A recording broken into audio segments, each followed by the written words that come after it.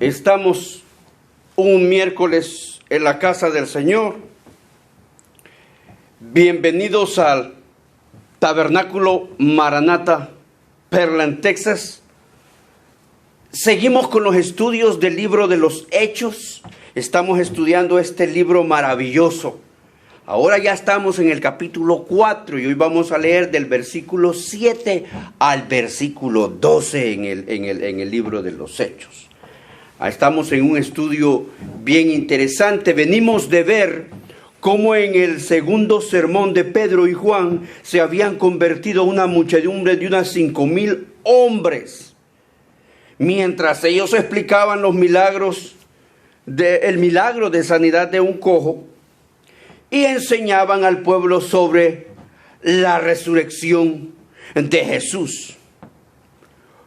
Lo que detona en las autoridades judiciales y eclesiásticas que se le fueran encima, que los apresaran y se los llevaron al juicio, una especie de corte suprema controlada por un grupo de poder y control ciudadano que eran nada más y menos que los sacerdotes o los sumos sacerdotes y los escribas del templo judío. Esto es para darnos una noción de dónde venimos hablando. Vamos a leer entonces la palabra de Dios en Hechos capítulo 4, verso del 7 al 12. Hoy vamos a estudiar sobre el tema ante el Sanedrín. Y dice así la palabra del Señor. Y poniéndoles en medio les preguntaron: ¿con qué potestad o en qué nombre habéis hecho vosotros esto? Entonces Pedro, lleno del Espíritu Santo, les dijo: gobernantes del pueblo y ancianos de Israel, puesto que hoy se nos interroga acerca del beneficio hecho a un hombre enfermo, de qué manera éste haya sido sanado, sea notorio a todos vosotros y a todo el pueblo de Israel, que en el nombre de Jesucristo de Nazaret, a quien vosotros crucificáis, a quien Dios resucitó de los muertos, por él este hombre está en vuestra presencia sano. Este Jesús es la piedra reprobada por vosotros los edificadores, la cual ha venido a ser cabeza del ángulo. Y en ningún otro hay salvación, porque no hay otro nombre bajo el cielo dado a los hombres en que podamos ser salvos. Señor Padre nuestro, te pedimos que bendigas tu palabra en esta hora que vamos a meditar sobre ella. Nos entregamos en tus manos en alma, cuerpo y corazón, para que tú, Señor, puedas instruir nuestra vida con el estudio de esta parte de la Biblia, Señor, que es tan interesante en nuestro crecimiento espiritual. Ayúdanos a poner por obra lo que aprendemos. Gracias, Cristo, por tu perdón. Gracias por tu amor. En el nombre de Jesús. Amén. Muy bien. Como les decía, estamos viniendo del capítulo 3, donde estaba la escena de la sanidad del cojo ahí en el pórtico de Salomón. Estuvimos hablando ya en las ocasiones anteriores de eso.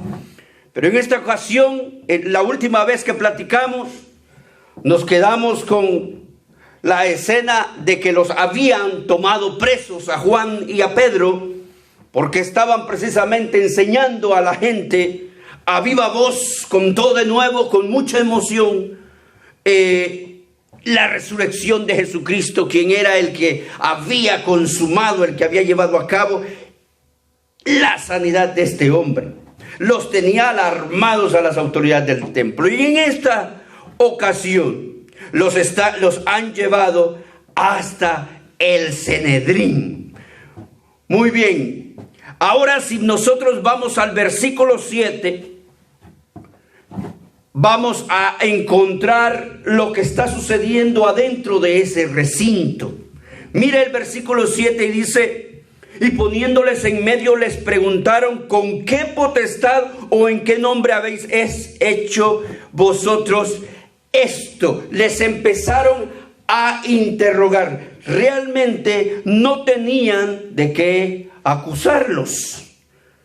Así que los estaban interrogando Pero estaban no solo interrogándolos, sino que estaban seguramente creando un caso criminal en contra de estos apóstoles. Podríamos decir, hermanos, referidos por el contexto que tenemos, que no fue el milagro lo que precipitó el juicio, sino que la propia posición de autoridad de los sacerdotes se veía amenazada por unos simples galileos, ¿verdad?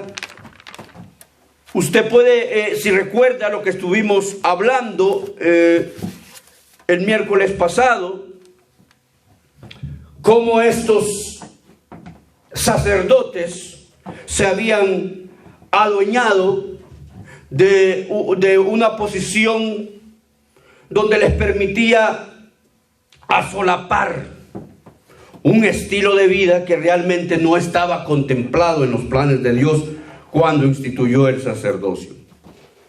La pregunta que enfrentaron en el verso 7 estos apóstoles podría ser palabraseada, yo creo, de alguna manera. Y miren, si lo diríamos nosotros en nuestra, leámoslo en el 7, dice: ¿con qué potestad o en qué nombre habéis hecho esto vosotros? En otras palabras, o en nuestras palabras, podría ser: ¿quién les dio autoridad para hacer esto a ustedes? O vayamos un poco más lejos: ¿quién se creen ustedes que son para hacer esto? A ver, dígame. En este pasaje, hermano, por cultura judía, por tradición judía, el nombre estaba directamente relacionado a una posición de autoridad. ¿Qué significaba el nombre? El nombre es la esencia de lo que es una persona. El nombre es de lo que es una persona en sí. En el nombre se resumen todas las características de ese individuo. En la palabra de Dios se usa mucho que el nombre se cambie para expresar también un cambio en la naturaleza y en la esencia de un personaje. Un ejemplo muy claro que usted puede encontrar en la Biblia es el ejemplo de Jacob. Jacob fue cambiado al nombre Israel, porque aquel día que luchó con el ángel y dijo que no lo dejaría hasta que el ángel lo bendijera, este ángel del Señor, este varón del cielo, le cambió el nombre al darle también la bendición, y fue prácticamente el propósito de la vida de este hombre. Lo cambió todo, le cambió nombre, le cambió todo. Otro, en el Nuevo Testamento encontramos a un Saulo de Tarso, ¿verdad? Vamos a llegar hablando de este hombre mucho más adelante. Saulo dejó de llamarse Saulo y empezó a llamarse Pablo después del día de su conversión. Y así vamos a encontrar otros nombres en la palabra de Dios. Para los judíos, el nombre propio de Dios es tan sagrado, digámoslo así, es tan sagrado, tan sublime, que ellos ni siquiera se atreven a pronunciarlo. Fíjense, el nombre de Dios nosotros le llamamos como Jehová al Padre. Así suena para nosotros, Jehová. Pero los judíos solo mencionan las consonantes de cada palabra. No incluían las vocales, como nosotros le incluimos vocales, por eso dice Jehová. Ellos solo mencionaban la Y, la Y, la H, la W y la H. Y para pronunciarlo sonaría algo como lo que estamos acostumbrados a oír: Yahvé. Yahvé, ¿verdad? Entonces esa es la pronunciación o el sonido judío que se le da al nombre de Jehová, porque ellos tenían mucho cuidado para mencionarlo.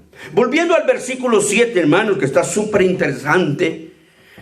Ellos lo que querían, al preguntarle esto a los hermanos, Pedro y Juan, era saber cuál era su fuente de autoridad. O sea, todo ellos, los sacerdotes, las autoridades del templo, todo lo manejaban en términos de poder. En la tradición judía, hermanos, no había en la tierra una autoridad mayor que la del sumo sacerdote, ¿verdad? Así es de que imagínense, y allí estaba presente, imagínense la contraposición en ese mismo momento de tener enfrente al que se supone que era la máxima autoridad y estarle diciendo, en otras palabras, desafiándolo, que no era, que la autoridad no era lo que habían creído, sino que es Jesucristo de Nazaret.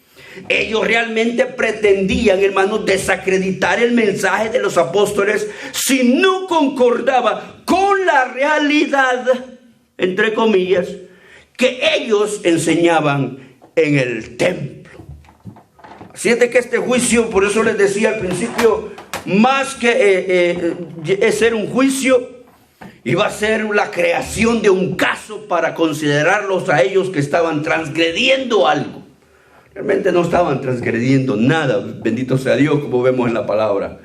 La respuesta de Pedro, hermanos, absoluta, fue una respuesta absoluta a esta pregunta que le dieron aquí.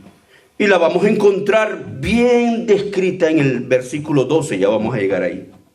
Ahora vayamos al versículo 8, dice: entonces Pedro, lleno del Espíritu Santo, les dijo: gobernantes del pueblo y ancianos de Israel. Mire qué bonito. Desde el capítulo 2 vemos a Pedro con una relación muy íntima con el Espíritu Santo. Desde el derramamiento del Espíritu Santo. Es también una relación no solo íntima, sino una relación dinámica que Pedro mantiene con el Espíritu Santo. Dinámica en el sentido de que dice que lo llenó a Pedro. O sea, Pedro se mantenía lleno del Espíritu Santo tanto que se derramaba en las palabras del apóstol Pedro. Fíjense qué interesante. Recordemos que Jesús les dijo que no se preocuparan cuando los apresaran y los maltrataran, cuando los mandó, por causa del Evangelio. Jesús les dijo, acuérdense, que el Espíritu Santo les daría las palabras con poder para responder cada vez que se les requiriera. Ellos no debían preocuparse. Y eso es lo que está pasando aquí. Jesús lo dijo y eso es lo que se está cumpliendo aquí. No se preocupen. Los van a acusar, sí, pero el Señor los va a bendecir. El Señor los va a llenar con las palabras adecuadas. Mire pues a Pedro en este capítulo, en este versículo 8. Qué manera de comenzar su tercer discurso, hermano. Mire, a pesar de todo, con elocuencia y con mucho respeto, como tales posiciones ahí tenía él enfrente, lo ameritaban, humanamente hablando, aunque sea, pero ameritaban un poco de respeto, ¿verdad? Aunque en el versículo 10 va a incluir al mismo pueblo, pero en este versículo se dirige con mucha elocuencia, con mucho respeto a las autoridades que tenía ahí presentes. ¿Ya? Como digo, más tarde, más adelante, se va a dirigir, va a incluir también al pueblo como parte de su audiencia. El pueblo no era menos importante para Pedro y para el Evangelio, pero sí lo era para los sacerdotes y para los religiosos. En este tercer discurso, Pedro se preocupa ya no solo de dirigirse al pueblo, sino incluir al pueblo en el juicio. En otras palabras, esto no era un proceso privado, sino que pronto se correría la voz, ¿verdad?, por todo el pueblo de lo que ahí se estaba haciendo. No iba a quedar nada guardadito para que lo tergiversaran. La gente era testiga. Vayamos al versículo 9, puesto que hoy se nos interroga acerca del beneficio hecho a un hombre enfermo, de qué manera éste haya sido sanado. Presente el caso. Pedro presenta el caso. Mira, nosotros nos están interrogando por esta situación, ¿verdad? Pedro comienza como queriendo decirles al mismo tiempo, ¿y desde cuándo es un delito ayudar a las personas?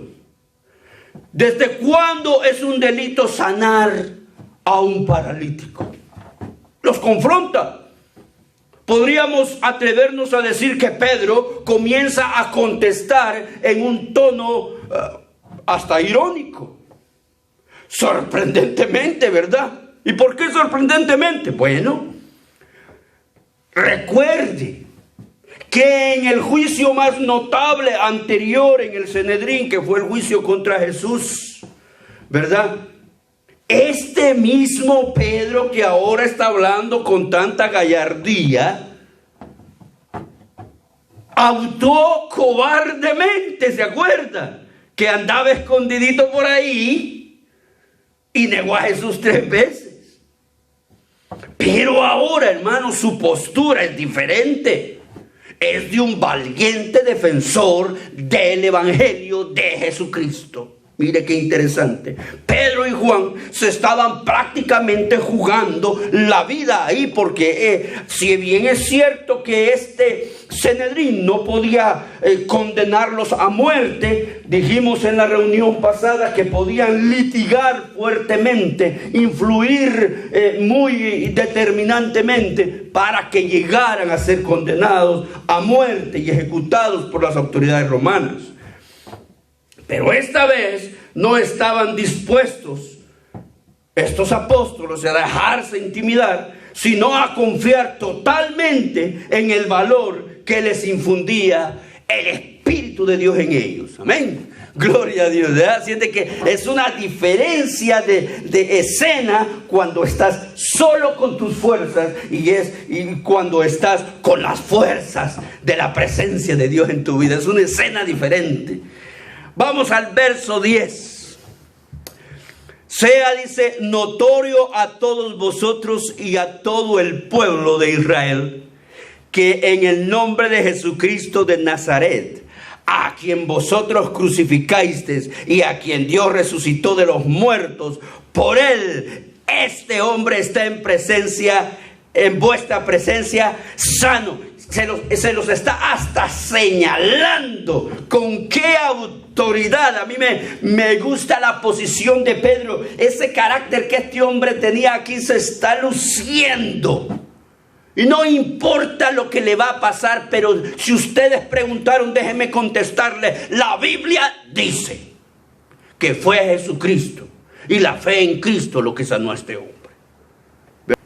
Pedro, hermanos, en este versículo 10 se apoya en el pueblo, que no siempre se pronunciaba a favor de los dirigentes judíos.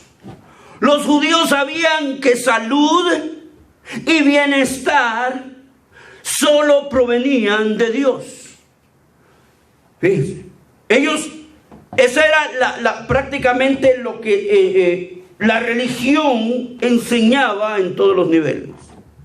Así de que ahí no iba a quedar duda de que si Dios no lo hizo, no lo hizo nadie. Pero si Dios lo hizo, entonces no hay duda que el poder de Dios estaba presente. La respuesta de Pedro, hermano, fue tajante, fíjese usted. En el nombre de Jesús de Nazaret, ahí lo dice, que en el nombre de Jesús de Nazaret, a quien vosotros crucificasteis. Vamos a ver. Recordemos que Jesús nació en Belén, pero se crió en Nazaret. Esto estaba en la región de Galilea. La Galilea era una de las regiones más pobres del país. Así que cuando Pedro, hermanos,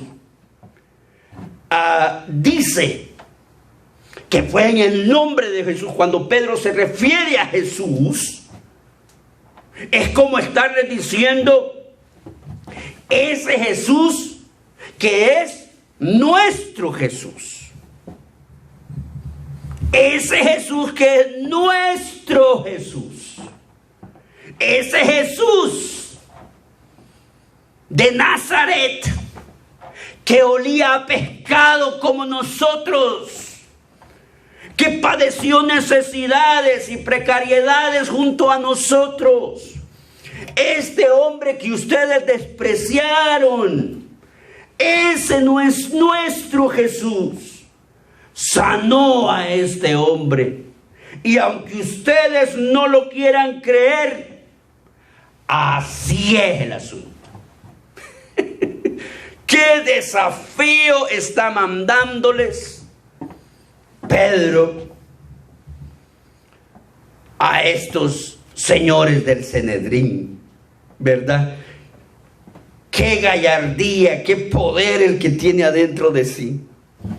Miren la última parte del versículo 10. Miren lo que dice la última parte. Y dice, y por él este hombre está en nuestra presencia. En otras palabras, les comienza a contestar sin deseo de ponerse de acuerdo con ellos.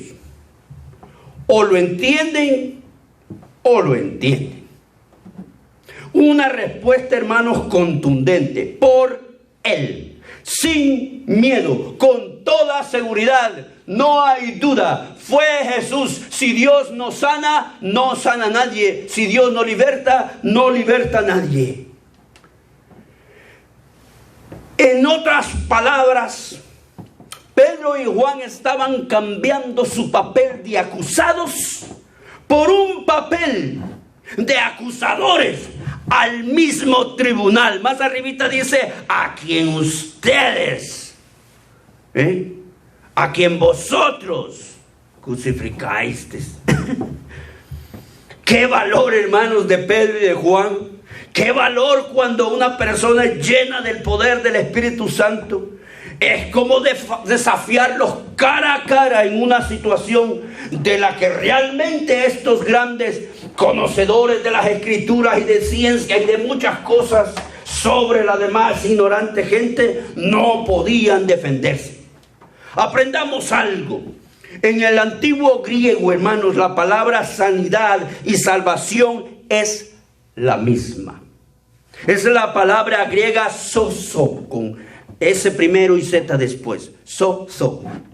Y se ha usado en el Nuevo Testamento unas 110 veces, por lo menos, refiriéndose tanto a sanidad como a salvación, a liberación, a protección, a auxilio, a defensa, a beneficio, entre otros significados. Así es de que sozo es la palabra hebrea que significa salvación y sanidad indistintivamente. Es, hermanos, más cuestión del traductor de la palabra, la discreción de cómo usarla, fíjense.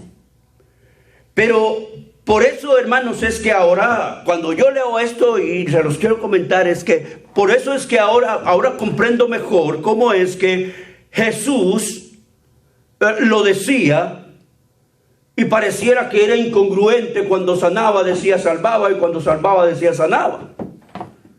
Acordémonos que Jesús decía, vete, tu fe te ha salvado. Y lo que había hecho era sanado, o viceversa. Nosotros en nuestro lenguaje, hermanos, es que hacemos la diferencia con palabras distintas para cada significado. Interesante, ¿verdad? Bueno, así es la palabra de Dios de interesante y maravillosa. Bien, vamos al versículo 11.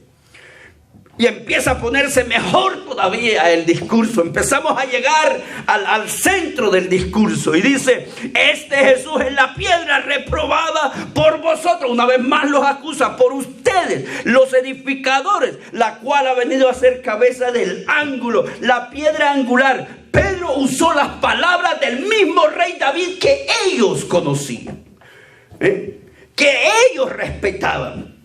No podían refutarle. En las construcciones antiguas, miremos esto, la piedra angular es imprescindible para hacer sólido y duradero un edificio. La piedra angular era el rincón de los cimientos que servía para sostener la unión de dos paredes, para que estuvieran firmes. Pedro les está diciendo a estos señores sacerdotes, a estos religiosos, a estas autoridades, que ellos son algo así como, ¿cómo le llamaríamos en nuestra tierra? Como los maestros de obra, ¿verdad? Los que deberían de construir a Israel. Pero a ellos se han olvidado y ellos han ignorado la simiente, el fundamento principal. Ustedes lo han olvidado, ese fundamento es Jesús. Ustedes lo han ignorado. Ustedes están construyendo, pero no están construyendo en nada. Se les puede derrumbar. Porque Jesucristo es el sustentador y unificador de un nuevo pacto de Dios, tanto para el Israel físico como para el Israel espiritual en todo el planeta y a través del tiempo. Este versículo es una cita directa a la escritura de la profecía sobre el Mesías en el Salmo 118, versículo 22. Y a Isaías en el capítulo 28 y versículo 26. Y como siempre hace Pedro una apropiación de esas escrituras y le agrega algo, le agrega esa palabra cuando dice vosotros. La hace suya para poder acusarlos, para poderlos ver a los ojos en esta explicación. Quiero agregar aquí una cosa que me pareció bastante también interesante. Dentro de la cultura hebrea nunca tuvieron la idea de que un individuo tuviera alma y cuerpo por separado. Fíjense esto. Pero ellos, para los judíos, una persona era la suma de ambos elementos indistintivamente. Nosotros, hermanos, los gentiles, somos los que separamos las entidades, alma y cuerpo, pero esto realmente es de origen pagano. Nuestro idioma viene de naciones europeas que son básicamente paganas en su origen, ¿verdad? De ahí es donde tenemos una palabra para referirnos también a sanidad y otra para referirnos a salvación. Nosotros pues heredando el idioma también heredamos estos conceptos por separados. Así que la Biblia jamás hace semejante separación en esto. Ahora podemos entender muchos pasajes bíblicos que al mismo tiempo que hablan de la salvación, hablan de la redención del ser completo. No de una parte del ser, no lo despedazan, sino que el ser completo entra en el proceso de redención, de salvación. Esta verdad nos ayudará a entender, hermanos, muchos pues pasajes bíblicos en las escrituras sobre la salvación y la sanidad, donde la Biblia habla más bien de una salvación total, global, de todo el ser, y no parcialmente como en nuestro idioma nos dirige a hacerlo para nosotros naturalmente, ¿verdad? Por eso podemos entender entonces cómo es que Jesús sanaba y salvaba en un mismo acto. ¿Y por qué la salvación de Cristo, hermanos? Que la salvación que Cristo da no es una salvación parcial, sino una salvación integral, completa, un solo paquete. Gloria a Dios por eso, porque tanto nuestro cuerpo, tanto nuestra presencia, como lo que llevamos dentro, está depositado en las manos de Dios. Dios no ha desechado ninguna parte de nosotros, ni más ni menos importantes, sino que nos ha visto como un todo para redimirnos. Y podría usted decir, pero es que el cuerpo no necesita salvación. Bueno, mire, ¿y de qué se salva el cuerpo? Primero se salva de la muerte. ¿Acaso no hemos leído en la palabra de Dios que dice que nosotros resucitaremos? Entonces, si resucitaremos en un cuerpo glorificado, también el mismo cuerpo, esta imagen que usted está viendo tan bonita aquí presente, ¿verdad?, va a tener una resurrección y una acción futura gracias a que Cristo hizo una redención total en mi vida. No se ría. Muy bien. ¿Y de qué también es salvado el cuerpo? Es salvado también de las enfermedades. Hermano, desde siempre las enfermedades se han visto como padecimientos producidos por el pecado. De hecho, si nosotros retrocedemos al Edén, el hombre no nació con padecimiento. El hombre no fue criado con padecimientos, sino que una situación de bienestar, ¿verdad? Por eso, y cuando nosotros nos enfermamos, ¿qué es lo primero que hacemos? Le pedimos a Dios que nos sane. ¿Qué? El alma, que nos sane el cuerpo, para que este carapachito siga trabajando y siga viviendo y siga sustentando al alma que llevamos dentro, para completar nuestra idea sobre estos elementos. El problema de nuestra concepción es que nuestras raíces nos enseñan que el cuerpo es el malo y el alma es la buena. Cuando realmente Dios no hace esta distinción. Tú eres tú completito. Tú eres bueno completito y tú eres malo completito. Tú eres quien eres completito para Dios, ¿verdad? Él no tiene una maquinita separando este sí, este no, esta parte sí, esta parte no, esto me conviene, esto no. No. Cuerpos sean presentados a Dios con mucha honra, ¿verdad? Y como ofrenda, dice, a nuestro Padre Celestial. Muy bien. Jesús no se hubiese encarnado, hermanos, en un cuerpo si el cuerpo fuera algo tan malo, ¿verdad que sí? Él es el santo, así, y él como santo necesitaba un cuerpo que tenía que ser digno de tenerlo a él, al santo, adentro. Así que cuando Cristo sanaba y salvaba, era lo mismo. Es muy importante aclarar esto para que entiendan mejor los términos del mensaje de Pedro. Porque Pedro está siendo interrogado por una sanidad y él está hablando no solo de sanidad, sino que está hablando de salvación. O sea, ¿cómo es que está metiendo dos ideas en una sola? Pedro no está consciente de que él no está metiendo dos ideas. Él está hablando de algo global, ¿verdad? Nosotros somos los que consideramos que son dos ideas separadas, para que usted me vaya entendiendo lo que estoy diciendo. Bien, vamos a ir terminando y vamos a llegar al versículo 12. Mire lo que dice: y en ningún otro hay salvación, porque no hay otro nombre bajo el cielo dado a los hombres en que podamos ser salvos. La palabra es otro ahí. Mire, ahí hay una palabra interesante. Recordemos lo que significa, ya hablamos lo que significa el nombre para la idiosincrasia judía, algo muy importante. Bueno, aquí la palabra griega que se está usando en esto, para cuando dice otros, la palabra griega para decir otros es la palabra griega heteros o héteros, y lo que denota es una exclusividad.